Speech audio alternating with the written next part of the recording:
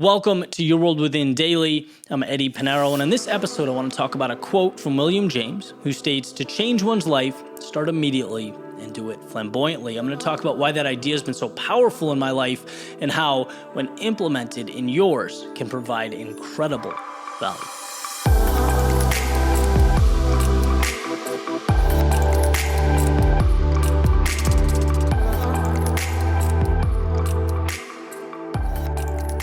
Flamboyant, immediate, or as Tony Robbins would say, massive action. Why is that important? Because it all has to do with identity change, right? Being something different than you were and actions that support that. There's a saying that I love, that human beings will always follow through on who they believe themselves to be. And it's very hard to believe yourself to be one thing if you're not immersed in it, if you're not all in.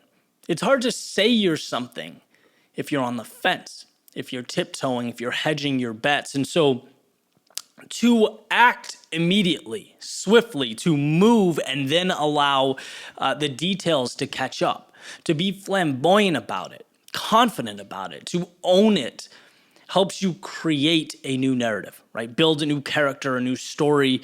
Again, you can't tiptoe it. You have to become it. And I've talked about that a lot.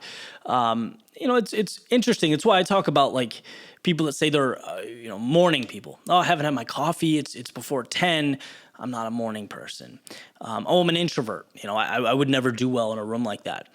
And it's like, I get it, right? That's your preference and it's totally fine. We all have it, but that's not fact, right? That is a story that you're telling yourself. It's what you believe yourself to be, and you'll be that. If you wanted to change it, you certainly could. You most certainly could, but you'd have to take massive action. You'd have to create change. You couldn't tiptoe towards that. And that's how a lot of things are in life. That's why some of the bigger things that I knew I've wanted to do, I've acted so extreme to the point where it's almost irrational. Most recently, it's like I was living on the beach in Miami, and in a span of truly zero exaggeration, as I've talked about before, 10 minutes, decided, nope, leaving, right? I'm too distracted. My stuff's not going the way I want it to go. I'm falling out of the vision, what I want to be and what I want to build. So you take everything, right? I'm Central North Carolina, in the woods, no distractions. It's hard for me not to believe that I'm committed. Hard for me not to believe that I'm a man on fire trying to build something, right? I don't need anyone else to believe it. I need me to believe it. I need the world to be conducive to what I'm trying to build. And when I look in the mirror, I need it to make sense because that's when I'm most effective. That's when I'm most proud and just all in. Again, the fence, you can't do much from the fence. You're either in or you're not. And that's the way it's always been for me, and that's the way it is for most people. So this William James quote, I'm all about it. It's like, if you don't want to do it, that's totally fine. Don't stop thinking about it and do something else. But if you really do, not kind of, or you're thinking about it, if it's something you want to do, you need to make yourself believe it. It needs to become part of your identity. Otherwise, like so many things, when the sun comes up and the sun goes down, so will that idea or plan or dream. It's yours or it's not, right? And, everyone's different.